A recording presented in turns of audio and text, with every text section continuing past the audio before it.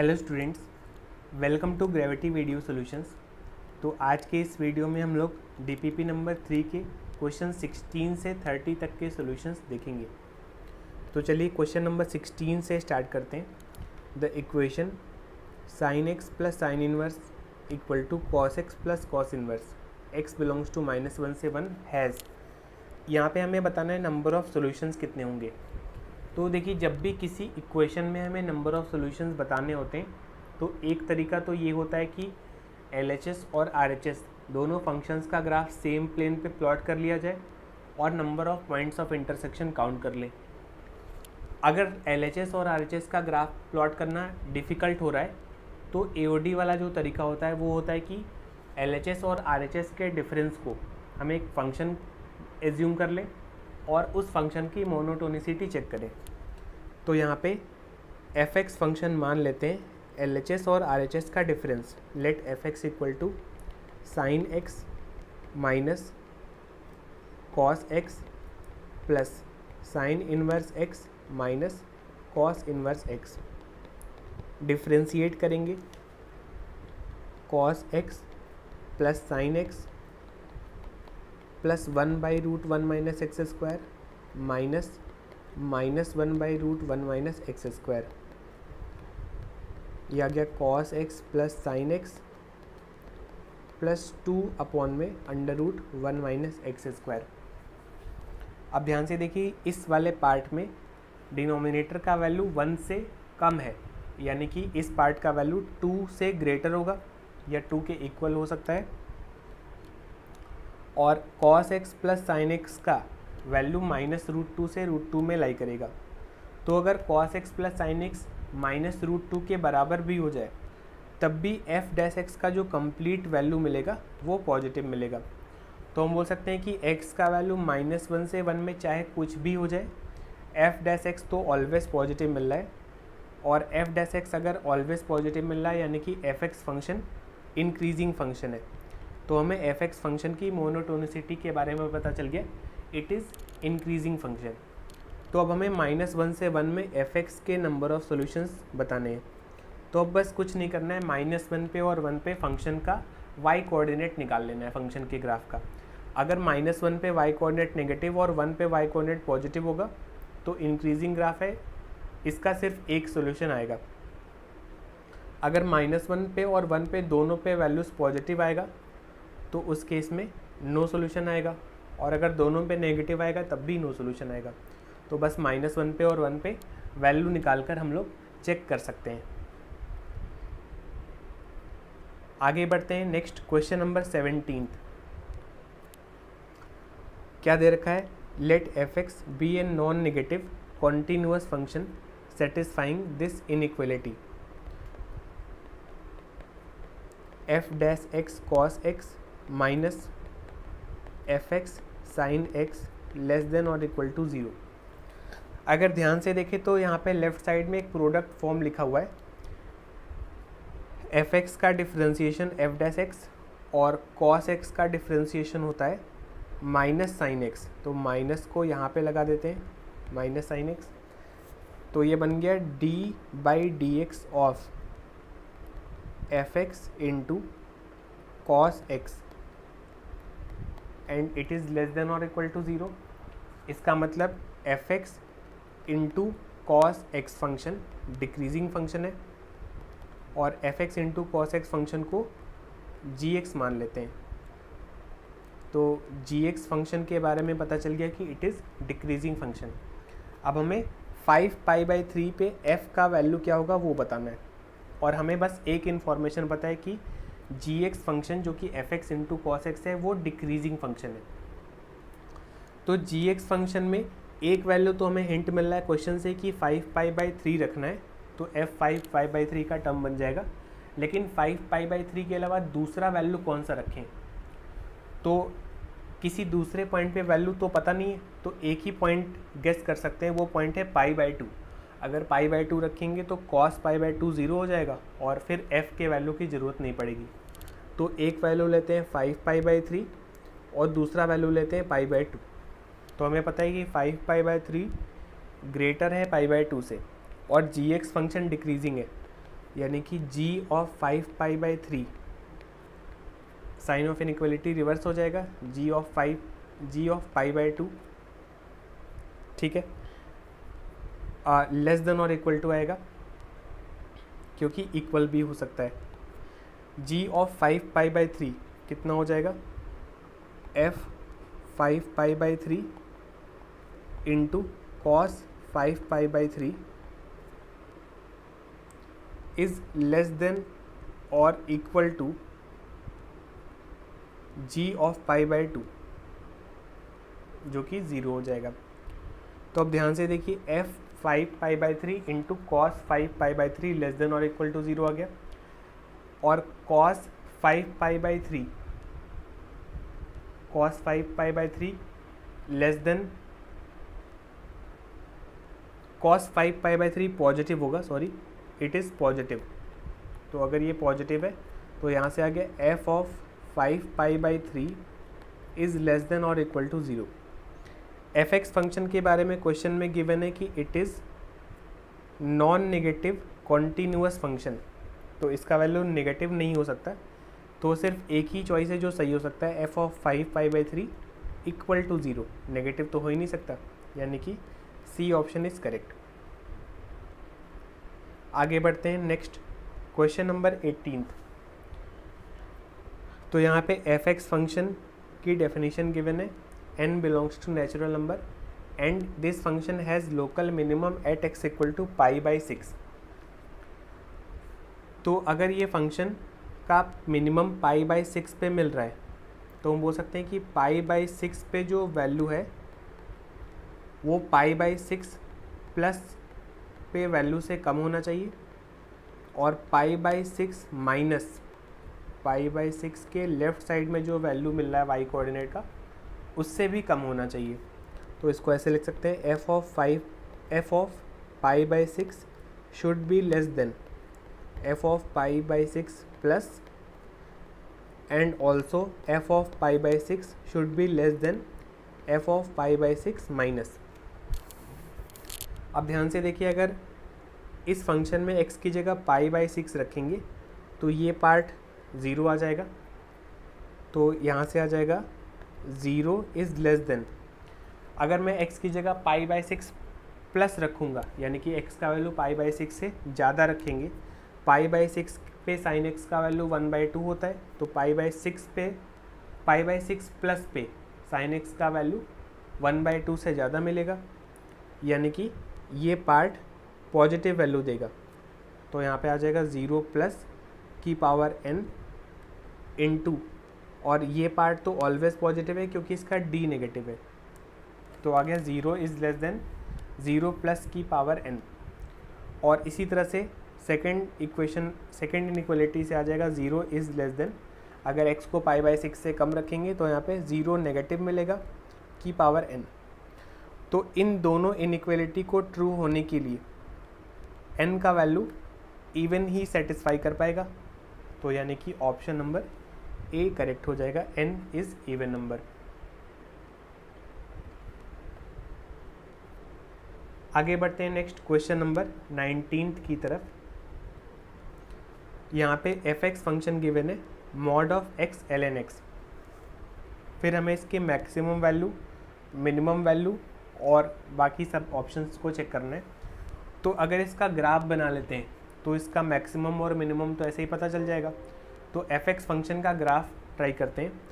तो सबसे पहले मैं y equal to x into ln x का ग्राफ बनाऊंगा और उसके बाद उस पर मॉड अप्लाई कर देंगे तो फिर fx का ग्राफ मिल जाएगा। तो y equal to x ln x का ग्राफ बनाने के लिए डिफ्रेंशिएट करते हैं, dy/dx कितना आ जाएगा 1 प्लस ln x। इसका साइन चेंज होता है 1 में e पे, 1 में e के आगे पॉजिटिव, 1 में e के पहले नेगेटिव, ये dy/dx का साइन है, और y का डोमेन है 0 से इन्फिनिटी। तो इस साइन वाले ग्राफ से हमें पता चल गया कि y फंक्शन जो है वो 0 से 1/e तक डिक्रीज़ करेगा क्योंकि dy/dx नेगेटिव है, और 1/e के बाद ग्राफ इंक्रीज़ करने वाला है। तो y का ग्राफ यहाँ पे बनाते हैं। X y limit x tending to zero x L N x का वैल्यू ज़ीरो होता है, यानी कि वाई फंक्शन का ज़ीरो पे वैल्यू ज़ीरो की तरफ अप्रोच करेगा, लिमिट वैल्यू ज़ीरो है। ज़ीरो से 1/e के इंटरवल में डेरिवेटिव नेगेटिव है, मतलब कि ग्राफ डिक्रीज़ करेगा, और 1/e के बाद डेरिवेटिव पॉजिटिव है तो ग्राफ इंक्रीज़ करेगा। तो कुछ इस तरीके का ग्राफ मिल जाएगा वाई फंक्शन का, यानी कि एक्स एल एन एक्स का। और जब इस फंक्शन पे मॉड अप्लाई करेंगे तो नेगेटिव वाला पार्ट पॉजिटिव बन जाएगा, यानी कि y equal to f x का ग्राफ हमें कुछ इस तरह से मिल जाएगा, और ये पॉइंट हो जाएगा 1,0, मैक्सिमम मिल जाएगा 1/e पे, और 1/e रख के वैल्यू निकाल लेते हैं यहाँ से, तो 1/e पे वैल्यू आ जाएगा 1/e। तो ये मिल गया हमें function y equal to f x का ग्राफ। और इसके बाद हम लोग ऑप्शंस चेक कर सकते हैं, ठीक है। इसमें से हो सकता है कुछ स्टूडेंट को डी पार्ट में डाउट हो, तो डी ऑप्शन में चेक कर देता हूँ। डी ऑप्शन में लिखा है F dash of x plus 2 minus F dash x is less then 2 for all x greater than 1। तो ये फॉर्म देखते ही हमें LMVT का फॉर्मूला क्लिक हो जाना चाहिए। इसे लिख सकते हैं F dash x plus 2 minus F dash x upon में x plus 2 minus x less than 1। इस 2 को इधर ले आए और 2 को लिख दिया एक्स प्लस 2 माइनस एक्स। तो ये बन गया LMVT का फॉर्म, और इसे हम लिख सकते हैं f double dash c less than 1 where c belongs to x comma x plus 2, ठीक है। तो इस फंक्शन को बस हमें एक और बार डिफ्रेंशिएट कर लेना है, और उसमें हमें c का वैल्यू पुट कर देना है। c का इंटरवल है x से x प्लस 2 और x का इंटरवल है ग्रेटर देन 1। तो इसको डबल डिफ्रेंशिएट करके हम चेक कर सकते हैं। अगर वैल्यू 1 से कम आ गया एफ डबल डैश सी का, तो ऑप्शन नंबर डी जो है वो करेक्ट हो जाएगा। आगे बढ़ते हैं नेक्स्ट क्वेश्चन नंबर 20 की तरफ। एफ एक्स गिवन है mod x minus fractional part x, ठीक है। फिर ऑप्शन है F x is decreasing, roles theorem can be applied, maximum value minimum value. तो फिर से इस फंक्शन को दो पार्ट में ब्रेक करते हैं मॉड की डेफिनेशन से। If x is greater than और इक्वल टू 0 तो मॉड खुल जाएगा प्लस साइन से, और x को लेस देन 0 लिया तो मॉड आ गया माइनस से। तो इसको फिर से लिख सकते हैं f x equal to integral part x for x greater than और इक्वल टू 0, और x लेस देन 0 के लिए क्या डेफिनेशन आ गई, minus x minus fractional part x, ठीक है। एक काम करते हैं, इसको भी इंटीग्रल पार्ट में ही चेंज कर लेते हैं, इस वाले पार्ट को। तो इसको फिर से लिख सकते हैं fractional part equal to x minus integral part. तो यहाँ से आ जाएगा minus 2x plus integral part for x less than 0। तो ये आ गया फंक्शन का डेफिनेशन। अब फंक्शन के ग्राफ पे आते हैं। तो राइट साइड में इस फंक्शन का जो ग्राफ बनेगा वो इंटीग्रल पार्ट का ग्राफ बन जाएगा। तो 0 से 1 में इंटीग्रल पार्ट 0, 1 से 2 में इंटीग्रल पार्ट 1, 2 से 3 में integral part 2 and so on. तो ये बन गया राइट हैंड साइड का ग्राफ। अब लेफ़्ट साइड की बात करते हैं। लेफ़्ट साइड का डेफिनेशन है y equal to minus 2x minus integral part. तो अगर मैं सबसे पहले इंटरवल लेता हूँ x बिलोंग्स टू -1,0, तो इस इंटरवल में इंटीग्रल पार्ट का वैल्यू -1 हो जाएगा। तो इस पार्ट का वैल्यू कितना आ जाएगा, y इक्वल टू -2x -1। तो -2x -1 का ग्राफ बनाएंगे -1 से 0 में। तो ये बन जाएगा कुछ इस तरह का ग्राफ, -1 से 0, 0 पे ओपन ब्रैकेट। फिर अगर इंटरवल लेते हैं फॉर x बिलोंग्स टू -2, -1, तो ये डेफिनेशन आ जाएगा y इक्वल टू -2x और -2 से -1 के इंटरवल में इंटीग्रल पार्ट ऑफ x हो जाएगा -2।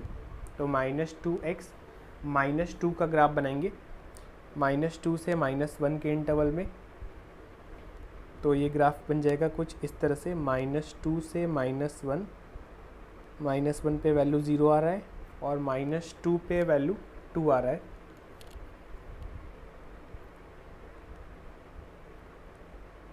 तो ये बन गया हमें fx का ग्राफ। अब ऑप्शन चेक करना है बस। ऑप्शन नंबर ए में लिखा है fx इज़ डिक्रीजिंग इन -1/2 से 0, तो ए पार्ट करेक्ट आंसर हो गया। बी पार्ट पे आते हैं। बी पार्ट में लिखा है Rolle's theorem can be applied to fx in 0 to 1। अब ध्यान से देखिए 0 to 1 क्लोज्ड इंटरवल में तो fx कॉन्टीन्यूअस ही नहीं है, 1 पे फंक्शन डिसकॉन्टीन्यूअस है, इसका मतलब रोल्स थ्योरम नहीं लगा सकते। बी पार्ट गलत है। C part maximum value of fx is not defined.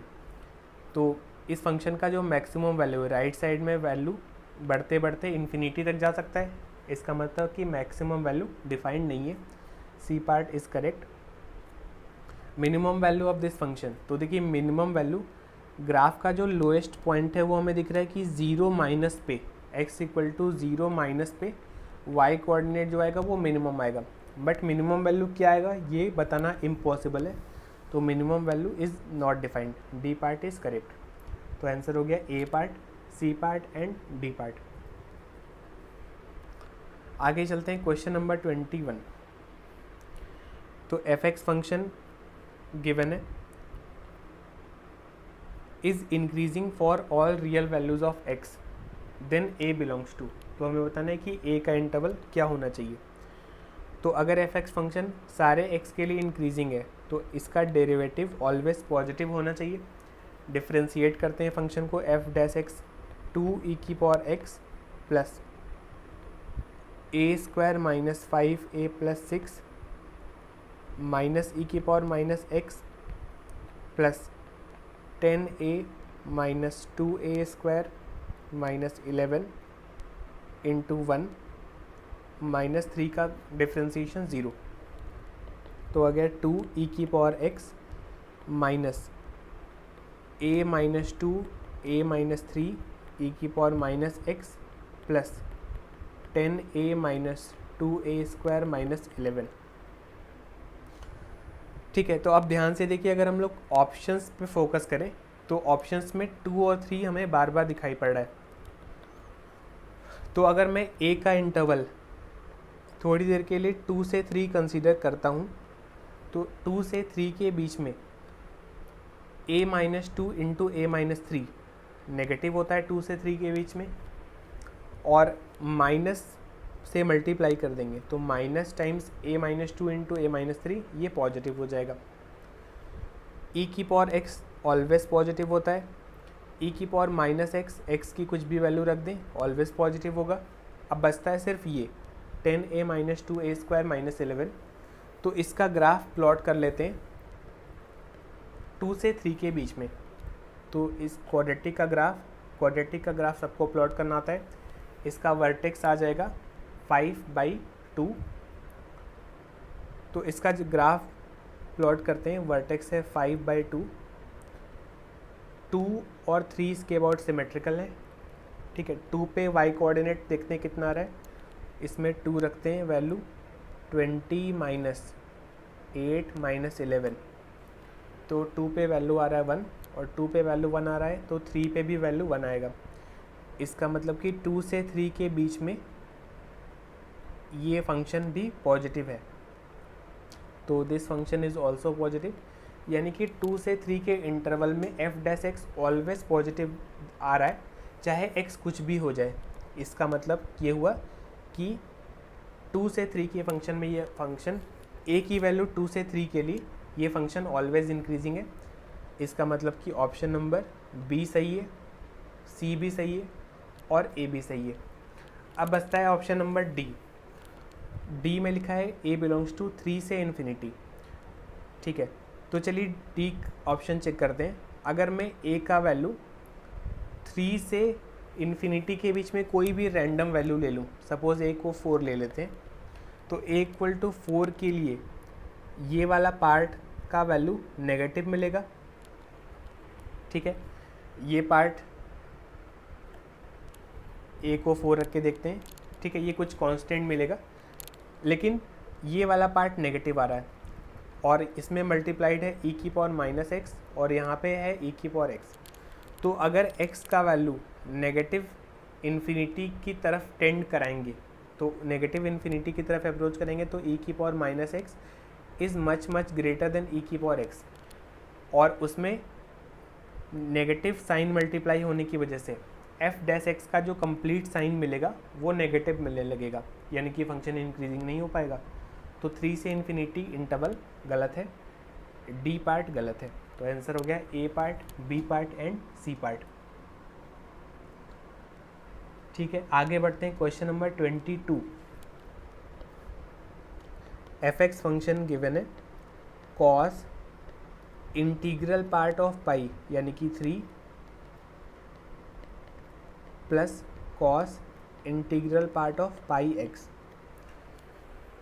ठीक है, सबसे पहले f ऑफ पाई/2 निकालना है, पाई/2 रख के चेक कर लेते हैं। cos 3 pi 0 plus cos pi into pi का इंटीग्रल पार्ट, तो पाई²/2 ये आ जाएगा 4.5 के आसपास और उसका इंटीग्रल पार्ट 4 हो जाएगा, तो cos 4 आ रहा है। ए पार्ट गलत है, मतलब डी पार्ट सही है। अब बचता है सी पार्ट और बी पार्ट। सी पार्ट में लिखा है f(x) function is even function. अब ध्यान से देखिए, f(x) फंक्शन में ये वाला पार्ट तो इवन होता है बट ये वाला पार्ट इवन नहीं है, तो यानी कि f(x) फंक्शन भी कम्प्लीटली इवन नहीं हो पाएगा, तो C part is incorrect. B part पे आते हैं। Maximum value of f(x) is 2। cos 3x का मैक्सिमम वैल्यू 1 हो सकता है और cos इंटीग्रल पार्ट पाई x का मैक्सिमम वैल्यू भी 1 हो सकता है, 1 होता है, और दोनों का मैक्सिमम वैल्यू एक ही पॉइंट पे मिल भी पाएगा, वो पॉइंट है x इक्वल टू 0। इसका मतलब कि f(x) का मैक्सिमम वैल्यू 2 हो जाएगा, यानी कि बी पार्ट इज़ करेक्ट। तो आंसर हो गया B part and D part. Next आगे बढ़ते हैं। Question number 23। तो इस क्वेश्चन में let f(x) R be a real function, then which of the following statement is are false. Option number A, if f is continuous and range is r। अगर function continuous है और range all real number है then it is monotonic. तो ये तो गलत है। बहुत सारे ऐसे फंक्शन होते हैं जो कॉन्टीन्यूअस होते हैं और रियल नंबर उनका रेंज होता है बट वो मोनोटोनिक नहीं होते, है ना। कोई भी क्यूबिक पॉलिनोमियल ले सकते हैं या कोई भी ऑड डिग्री का पॉलिनोमियल ले सकते हैं। तो ये कॉन्टीन्यूअस है और इसका रेंज भी ऑल रियल नंबर है बट ये मोनोटोनिक नहीं है ना। तो इसका एग्जांपल हो सकता है f(x) इक्वल टू, कुछ भी एग्जांपल ले सकते हैं, 1 2 3 इसके रूट्स ले लेते हैं। f(x) equal to x-1 x-2 x-3। तो ए पार्ट में जो लिखा है वो इनकरेक्ट है और इस वजह से ये आंसर हो जाएगा क्योंकि पूछा है कौन सा फॉल्स है। बी पार्ट पे आते हैं। If f is monotonic and range is r। Monotonic है और रेंज भी ऑल रियल नंबर है तो कॉन्टीन्यूअस होना चाहिए, ठीक है। तो मोनोटोनिक है, इसका मतलब कि इंक्रीज़ करेगा तो इंक्रीज़ ही करेगा, डिक्रीज़ नहीं कर सकता, और अगर डिक्रीज़ कर रहा है तो डिक्रीज़ ही करेगा, इंक्रीज़ नहीं कर सकता। तो अगर फंक्शन मान लीजिए इंक्रीजिंग लेते हैं और हमें रेंज को ऑल रियल नंबर रखना है, तो क्या इसको हम डिसकॉन्टीन्यूअस कर सकते हैं? अगर डिसकॉन्टीन्यूअस करना है तो ग्राफ में ब्रेक पॉइंट लगाना पड़ेगा। अगर ब्रेक पॉइंट के बाद नीचे से स्टार्ट करते हैं तो फिर ये मोनोटोनिक नहीं हो पाएगा, और अगर डिसकॉन्टीन्यूअस के बाद ऊपर से स्टार्ट करते हैं तो फिर इसका रेंज ऑल रियल नंबर नहीं हो पाएगा। इसका मतलब कि रेंज को ऑल रियल नंबर रखने के लिए हमें इसी पॉइंट से स्टार्ट करना पड़ेगा, तो यानी कि फंक्शन जो है वो कॉन्टीन्यूअस हो जाएगा। तो बी पार्ट में जो लिखा है वो ट्रू है, इस वजह से ये आंसर नहीं होगा। आगे चलते हैं C part. If f is monotonic and continuous then range is all real number. ठीक है, ई की पावर एक्स मोनोटोनिक भी है, कॉन्टीन्यूअस भी है, but range all real number नहीं है। तो C part is correct answer, क्योंकि इसमें जो लिखा है वो इनकरेक्ट है। D part, if f dash c equal to zero, अगर सी पे डेरिवेटिव ज़ीरो है then c is a point of local extrema. ऐसा बिल्कुल भी ज़रूरी नहीं है जिस पॉइंट पे डेरिवेटिव ज़ीरो है वो पॉइंट ज़रूरी नहीं कि मैक्सिमा या मिनिमा का ही पॉइंट हो, यानी कि डी पार्ट में इनकरेक्ट लिखा हुआ है, तो डी पार्ट भी हमारा आंसर हो जाएगा। तो आंसर हो गया A part, C part and D part. Next question number 24, यहाँ पे F N X function given है 2 प्लस माइनस 2 की power n into X square plus n plus 3 into X plus N square. तो पूछा है a possible value of n for which F N X has a finite maximum value as X varies. तो ध्यान से देखिए, F x का जो definition है बेसिकली वो एक क्वाड्रेटिक है, और क्वाड्रेटिक फंक्शन में हमें फाइनाइट मैक्सिमम वैल्यू तभी मिल सकता है जब क्वाड्रेटिक फंक्शन जो है वो ओपनिंग डाउनवर्ड्स हो, क्योंकि अगर ओपनिंग अपवर्ड्स होगा तो फिर मैक्सिमम वैल्यू इनफाइनाइट हो जाएगा। तो हमें इस क्वाड्रेटिक को ओपनिंग डाउनवर्ड्स रखना पड़ेगा, और ओपनिंग डाउनवर्ड्स तभी हो पाएगा जब लीडिंग कोएफिशिएंट नेगेटिव हो। अब ऑप्शंस पे आते हैं। ए पार्ट में लिखा है n equal to 1, n equal to 1 के लिए ये पार्ट कितना हो जा रहा है 0, और अगर लीडिंग कोएफिशिएंट 0 हो गया तो फिर फंक्शन जो है वो लीनियर फंक्शन हो गया। लीनियर फंक्शन में फाइनाइट मैक्सिमम नहीं मिल पाएगा, यानी कि ए पार्ट इनकरेक्ट है। इसी तरह से बाकी सारे ऑप्शंस चेक कर सकते हैं। क्वेश्चन नंबर 25 पे आते हैं। If for c greater than 0 sine x equal to c x has exactly 5 solutions. ठीक है, तो इस क्वेश्चन को ग्राफ से प्रोसीड करते हैं। सबसे पहले साइन x का ग्राफ बनाते हैं। तो ये बन गया साइन x का ग्राफ।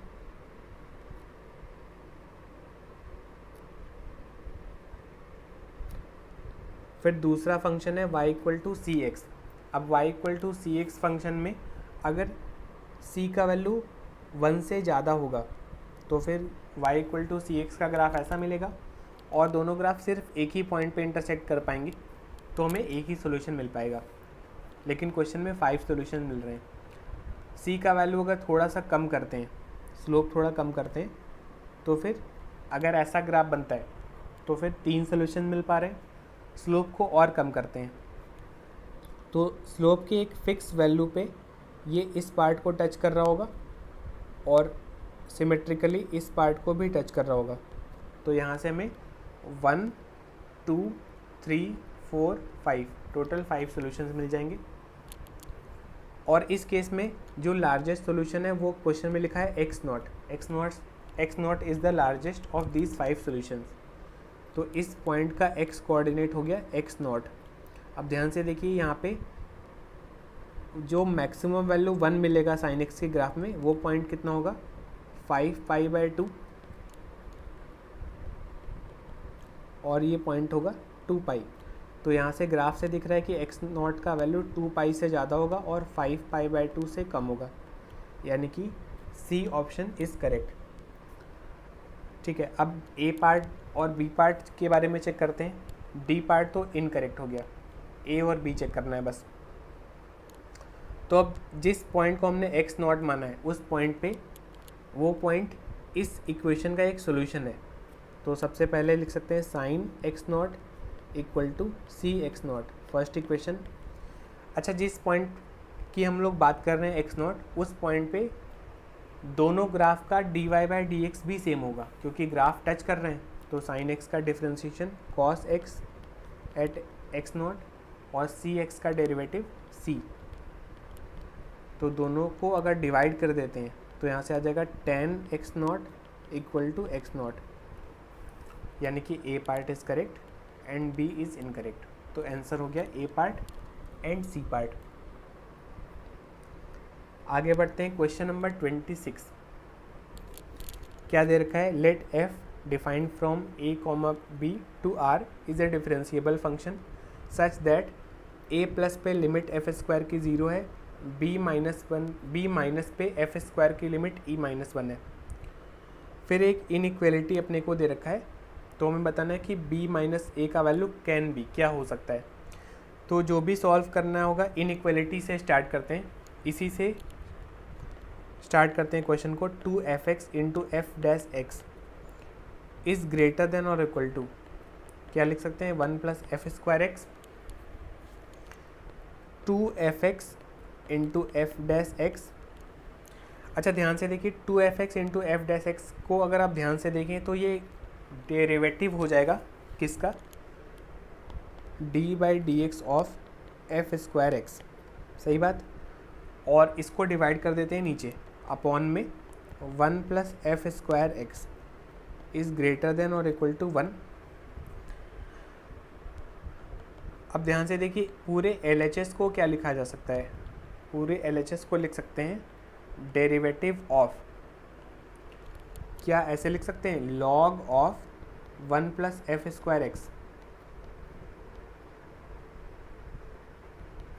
तो लॉग को डिफ्रेंशिएट करेंगे तो 1 अपॉन में आ जाएगा, और फिर एफ स्क्वायर एक्स का डेरिवेटिव, चेन रूल। अगर इस 1 को लेफ्ट साइड में ट्रांसफ़र करें तो आ जाएगा derivative of log 1 plus F square x minus x greater than और इक्वल टू 0, सही बात। तो यहाँ से इस फंक्शन का डेरिवेटिव पॉजिटिव आ रहा है, जो गिवन इनइक्वालिटी है उसको सिंप्लीफाई करने से मिला कि इस फंक्शन का डेरिवेटिव पॉजिटिव है, और इस फंक्शन का डेरिवेटिव पॉजिटिव है यानी कि ये फंक्शन इंक्रीजिंग है। तो इस फंक्शन को g(x) मान लेते हैं, तो हमें लिखा हुआ है कि g(x) function is increasing function, क्योंकि इसका डेरिवेटिव पॉजिटिव है। तो अब हमें बताना है कि अच्छा यहाँ पे एफ स्क्वायर की लिमिट भी दे रखी है ए पे और बी पे, ठीक है, और ए और बी में से कौन सा नंबर ग्रेटर है वो यहाँ से पता चल जाएगा।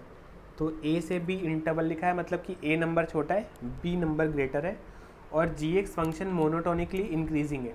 तो डायरेक्टली मोनोटोनिसिटी का यूज़ करते हैं। क्वेश्चन में हमें दे रखा है a लेस देन b और g(x) इंक्रीजिंग है, तो ga लेस देन और equal to g of b हो जाएगा।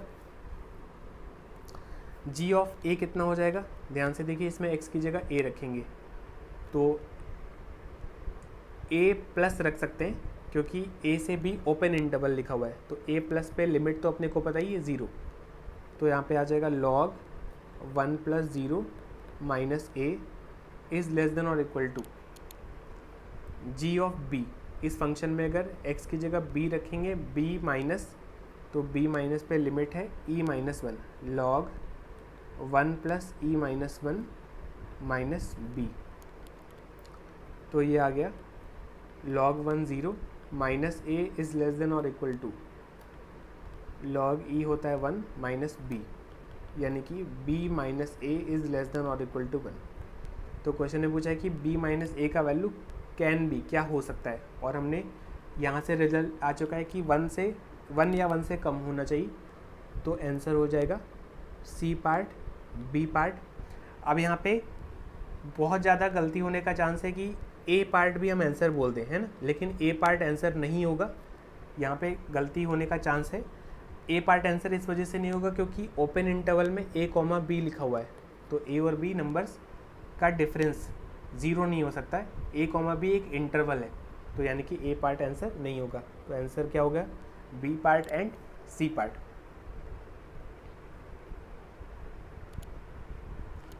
आगे चलते हैं नेक्स्ट क्वेश्चन नंबर 27। तो ध्यान से देखिए, इसमें एक फंक्शन गिवन है f(x) इक्वल टू x की पावर 3/2 प्लस x की power minus 3/2 minus 4 times x plus 1/x। तो अगर मैं रूट x प्लस 1 अपॉन में रूट x को t मान लूँ तो ये पूरा फंक्शन t के टर्म्स में आसानी से एक्सप्रेस हो जाएगा। इसे लिख सकते हैं रूट x प्लस 1 अपॉन में रूट x का होल क्यूब, तो a cube plus b cube करेंगे तो फिर ये टर्म आ जाएगा, ठीक है। Minus 3ab 1 into A plus B root X plus 1/√x और माइनस 4 टाइम्स इसे लिख सकते हैं रूट एक्स प्लस 1/√x का होल स्क्वायर माइनस 2। तो ये आ गया कितना, t³ minus 3t minus 4t² plus 8। तो यहाँ से fx का आंसर t के टर्म्स में क्यूबिक बन रहा है, जिसका आसानी से हम लोग ग्राफ बना सकते हैं। और t का जो रेंज आएगा, t हमने माना है √x प्लस 1/√x को, तो t का वैल्यू ग्रेटर देन और इक्वल टू 2 होगा। तो t के इस इंटरवल में इस क्यूबिक का ग्राफ बना लेंगे और उसके बाद आसानी से हम लोग ऑप्शंस चेक कर सकते हैं। आगे बढ़ते हैं नेक्स्ट क्वेश्चन नंबर 28 की तरफ। इफ़ fx गिवन है एक cubic ax³ plus bx² plus cx plus d, abcd are non zero real numbers in gp, then fx equal to 0 has exactly 1 root in. तो सबसे पहले abcd अगर gp में है तो मैं मान लेता हूँ a b को ar, c को ar² एंड d को क्या मान लें ar³। ठीक है, तो fx फंक्शन कितना हो जाएगा, ax³ plus arx² plus ar²x plus ar³। ax² common x plus r, ar² common x plus r, x plus r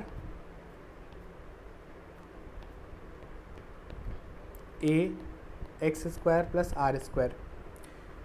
ये पार्ट तो कभी ज़ीरो हो नहीं सकता। ABCD के बारे में भी क्वेश्चन में गिवन है कि ऑल आर नॉन ज़ीरो, तो ये वाला पार्ट भी कभी भी ज़ीरो नहीं हो सकता। तो fx अगर कहीं ज़ीरो हो सकता है तो सिर्फ इसकी वजह से ज़ीरो हो सकता है, यानी कि fx इक्वल टू 0 का सिर्फ और सिर्फ एक रियल रूट एग्जिस्ट करेगा -∞ से ∞ में, यानी कि A ऑप्शन इज़ करेक्ट। ठीक है, और A ऑप्शन करेक्ट है तो फिर C ऑप्शन इनकरेक्ट हो जाएगा। -∞ से ∞ में एक ही रूट है, 3 रूट नहीं है ना। अच्छा, अगर C ऑप्शन में ये इंटरवल नहीं लिखा होता, सिर्फ इतना लिखा होता है this fx equal to 0 has 3 roots, तो फिर इस पार्ट को सही मानते हैं, क्योंकि क्यूबिक के तो हमेशा 3 रूट्स होते हैं, लेकिन -∞ से ∞ में बोल दिया तो इसका मतलब कि वो रियल हो गए, और इस केस में रियल रूट एक ही होगा, इस वजह से सी पार्ट गलत है। बी पार्ट पे आते हैं। बी पार्ट में f डबल डैश और डी पार्ट में f'(x) चेक करना है। तो चलिए पहले इसको डिफ्रेंशिएट करते हैं। f'(x) कितना आ जाएगा अच्छा, इस फॉर्म को डिफ्रेंशिएट कर लेते हैं, आसानी से हो जाएगा differentiate. 3ax² plus 2bx plus c, तो एक क्वाड्रेटिक आ गया, और अगर इस क्वाड्रेटिक का d निकालते हैं तो आ जाएगा कितना, 4b² माइनस 4, फॉर्मूला होता है b² माइनस 4ac, तो 4b² minus 4 into 3a into c, 4 common लेते हैं, b² minus 3ac। a b c अगर gp में है तो b² का फॉर्मूला होता है ac, तो यहाँ से लिख सकते हैं 4 टाइम्स b² माइनस 3b², यानी कि -8b², यानी कि d नेगेटिव आ रहा है। और d नेगेटिव आने का मतलब है कि f'(x) का जो साइन है या तो वो ऑलवेज पॉजिटिव होगा या तो ऑलवेज नेगेटिव होगा, और वो डिपेंड करेगा 3a के साइन पे, मतलब a के साइन पे। अगर a पॉजिटिव है तो f'(x) ऑलवेज पॉजिटिव होगा, और a नेगेटिव है तो f'(x) ऑलवेज नेगेटिव होगा। तो डी पार्ट में लिखा है कि ऑलवेज पॉजिटिव होगा चाहे ए कुछ भी हो, यानी कि डी पार्ट गलत है। और इसको एक और बार डिफ्रेंशिएट करेंगे। अगर एक और बार डिफ्रेंशिएट करेंगे तो f'(x) जाहिर सी बात है एक लीनियर फंक्शन आ जाएगा 6ax प्लस 2b, और ये लीनियर फंक्शन का स्लोप नॉन ज़ीरो है। तो स्लोप नॉन ज़ीरो है, यानी कि इसका जो ग्राफ बनेगा वो एक्स एक्सिस को डेफिनेटली एक पॉइंट पे कट करेगा, यानी कि -∞ से ∞ में f'(x) का एक रूट होगा, सिर्फ एक रूट होगा, तो फाइनल आंसर आ गया A part and B part. आगे बढ़ते हैं next question number 29। A movie screen on A wall is 20 feet high and 10 feet above the floor. तो ये डिस्टेंस 10 है और मूवी स्क्रीन का जो हाइट है वो 20 है। If a man has to position himself at a distance x from the screen to have maximum angle of view. तो मैन को किसी ऐसी जगह पोजीशन करना है so that angle of view यानी कि ये एंगल थीटा मैक्सिमम हो जाए। तो इस एंगल को मान लेते हैं alpha. tan theta plus alpha right angle triangle से परपेंडिकुलर बाई बेस 30/x और tan अल्फ़ा आ जाएगा 10/x। ठीक है, tan a प्लस बी का फॉर्मूला लगा देंगे, यहाँ से tan अल्फ़ा को एलिमिनेट कर सकते हैं। तो tan अल्फ़ा को एलिमिनेट करने के बाद हमें x का आंसर मिल जाएगा, या सॉरी tan थीटा का आंसर मिल जाएगा in terms of x as a function of x। तो tan थीटा अगर as a function of x आ जाएगा तो बस उसके बाद हमें थीटा को मैक्सिमाइज़ करने के लिए इसको डिफ्रेंशिएट करके बस 0 पुट करना होगा और वहाँ से आंसर आ जाएगा। ठीक है, आगे बढ़ते हैं next question number 30। If f dash x is given e की power x square and f0 equal to 10 then which of the following is true. तो यहाँ से देखिए f डैश x है हमारा e की पावर x स्क्वायर। तो एक ऐसा फंक्शन एज्यूम करना पड़ेगा जिसका डेरिवेटिव e की पावर x स्क्वायर आ जाए। अब ये फंक्शन जो है वो बेसिकली सबको पता होगा ये नॉन इंटीग्रेबल फंक्शन है, तो इसको इंटीग्रेट तो नहीं कर सकते इनडेफिनेट से। तो हम ऐसा फंक्शन लिखने की कोशिश करते हैं जिसको डिफ्रेंशिएट करने पे e की पावर x स्क्वायर आ जाए। तो लिखा 0 से x e की पावर x स्क्वायर। तो इस फंक्शन को डिफ्रेंशिएट करने से तो डेफिनेटली ये आ जाएगा, लेकिन क्योंकि f0 का वैल्यू 10 है तो 0 रखने पे वैल्यू 10 मिलना चाहिए, तो प्लस 10 कर दिया। तो fx का ये डेफिनेशन आ गया। अब पूछा है कि कौन सा ऑप्शन करेक्ट है।